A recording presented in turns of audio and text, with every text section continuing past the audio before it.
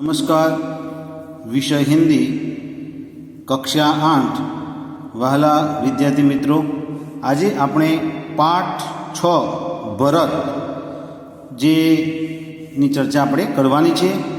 તો સરસ મજાનો સુંદર પાઠ એ આપેલું છે જે દુષ્યંત રાજાના પુત્ર છે જે ભરત, જેનું અહીંયા બાલક સ્વરૂપે નિરૂપણ કરવામાં આવેલું છે, એની चर्चा करीशु। पाठ 6 भरत राजा लक्ष्मण सिंह। तो आ भरत पाठ एक कालिदास द्वारा लिखित मूल नाटक अभिज्ञान शाकुंतलम का हिंदी में अनुवाद राजा लक्ष्मण सिंह ने किया था। प्रस्तुत पाठ उसी नाटक का एक अंश है। ऋषि कर्णव के आश्रम में शकुंतला का पुत्र भरत एक सिंह शावक के साथ खेल रहा है। आश्रम में रहने वाली दो तपस्विनियाँ बालक को रोकने का प्रयत्न कर रही है। राजा दुष्यंत छुपकर इस मनोहर दृश्य का आनंद ले रहे हैं। बालक के प्रति सहज आकर्षण से वे रोमांचित है। उनसे रहा नहीं गया और वे बालक के पास पहुंच गए, उसे गोद में उठाकर प्यार किया। वे सोचने लगे, काश यह बालक मेरा पुत्र होता।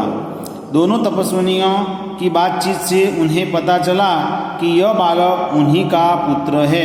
यह जानकर वे खुशी से झूम उठे। तो यहाँ पर जो इस पाठ का जो टाइटल है भरत, तो यह वो राजा है जिसके नाम से हमारे देश का नाम भारत रखा गया है।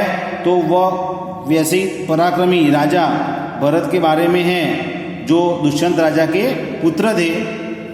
उनकी माता का नाम शकुंतला थी। यहाँ पर पात्र बालक भरत, तपस्विनी पहली, राजा दुष्यंत, तपस्विनी दूसरी। तो यहाँ पर दृश्य के स्वरूप में एक बालक सिंह के बच्चे को घसीटते हुए लाता है और दो तपस्विनियों उसे रोकती हुई आती है। राजा दुष्यंत पेड़ की ओट से उन्हें देख रहे हैं। तो एक बालक है जो सिंह के बच्चे को घसीटते हुए लाता है।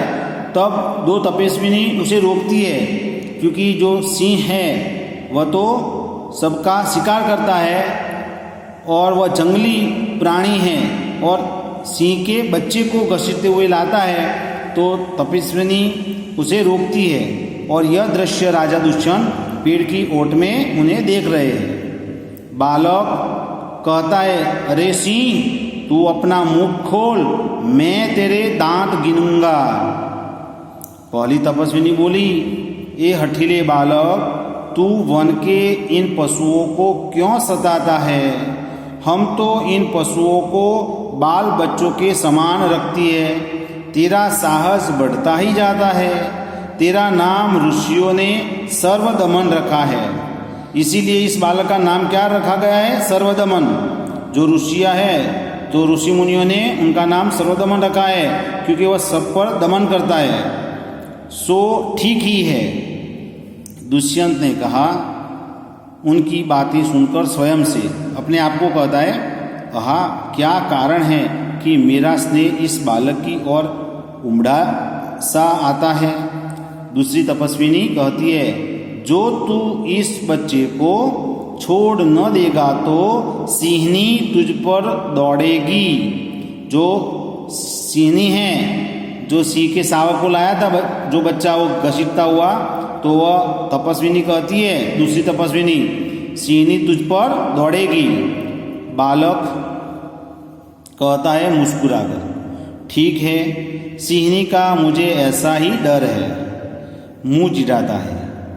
दुष्यंत कहता है आश्चर्य से, यह बालक अवश्य किसी तेजस्वी वीर का पुत्र है। इसका मुख अग्नि के समान दमक रहा है। पहली तपस्विनी कहती है, हे प्यारे बालक, सिंह के बच्चे को छोड़ दे, मैं तुझे खिलौना दूंगी। बालक कहता है हाथ पसार कर, पहले खिलौना दे दो, लाओ कहाँ है। दुष्यंत कहता है, दूर से बालक की हथेली को देखकर स्वयं से कहता है, आहा, इसके हाथ में चक्रवर्तियों के लक्षण हैं, उंगलियां पर कैसा अद्भुत जाल है और हथेली की शोभा प्रातः कमल को भी लज्जित कर रही है। दूसरी तपस्विनी आती है और कहती है, हे सखी सुव्रता, यह बातों से न मानेगा, जा मेरी कुटिया में ऋषि कुमार के खेलने के लिए मिट्टी का मोर रखा है, उसे ले आ। पहली तपस्विनी कहती है, मैं अभी लिए आती हूँ, जाती है। बालक कहता है, तब तक मैं इसी सिंह के बच्चे के साथ खेलूंगा। यह कहकर तपस्विनी की ओर देखकर हंसता है। दुष्यंत अपने आप से कहते हैं, इस सुंदर बालक से खेलने को मेरा मन कैसा ललचाता है। आह बरकर धन्य है वे मनुष्य जो अपने पुत्रों को गोद में लेकर उनके अंग की धूलि से अपनी गोद मैली करते हैं और पुत्रों के मुख अकारण हंसी से खुलकर उज्जवल दांतों की शोभा दिखाते हैं और तुतले वचन बोलते हैं। दूसरी तपस्विनी कहती है, क्यों रे ठीठ, तू मेरी बात कान नहीं देता। इधर उधर देखकर कोई ऋषि कुमार यहाँ है। दुष्यंत को देखकर, हे महात्मा, तुम ही आओ और कृपा करके इस बलि बालक के हाथ से सिंह के बच्चे को छुड़ाओ। दुष्यंत कहता है, अच्छा।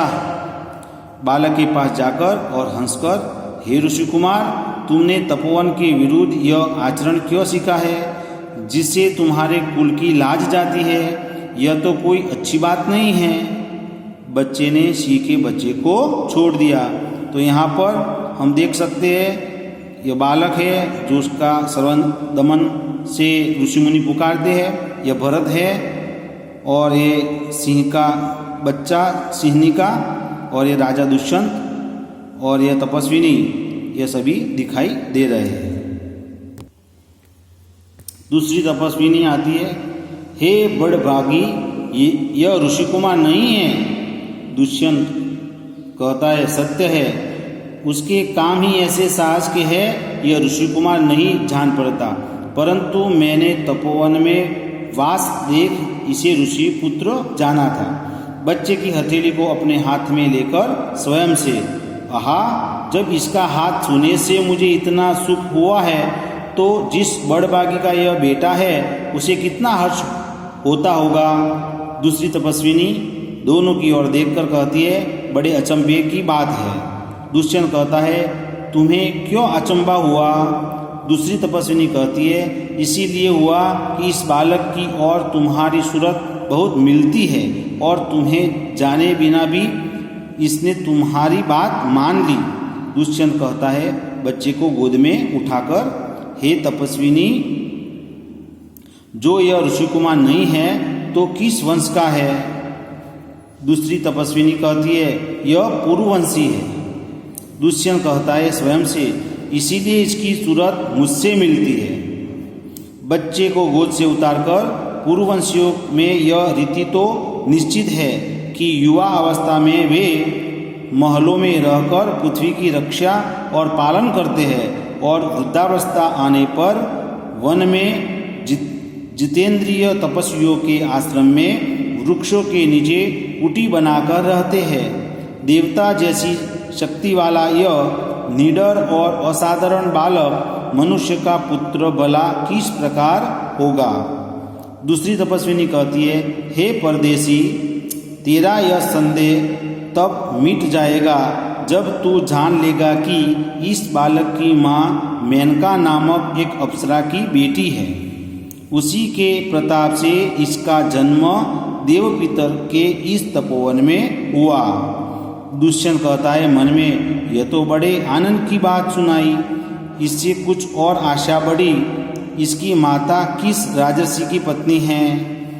दूसरी तपस्विनी कहती है, जिस राजा ने अपनी विवाहिता स्त्री को बिना अपराध छोड़ दिया है उसका नाम मैं न लूँगी। दुष्यंत कहता है स्वयं से, यह कथा तो मुझ पर लगती है। भला अब इस बालक की माँ का नाम पूछूं। पहली तपस्विनी मिट्टी का मोर लेकर आई। तो अगले वीडियो में इस पाठ की और जानकारी प्राप्त करेंगे। अस्तु।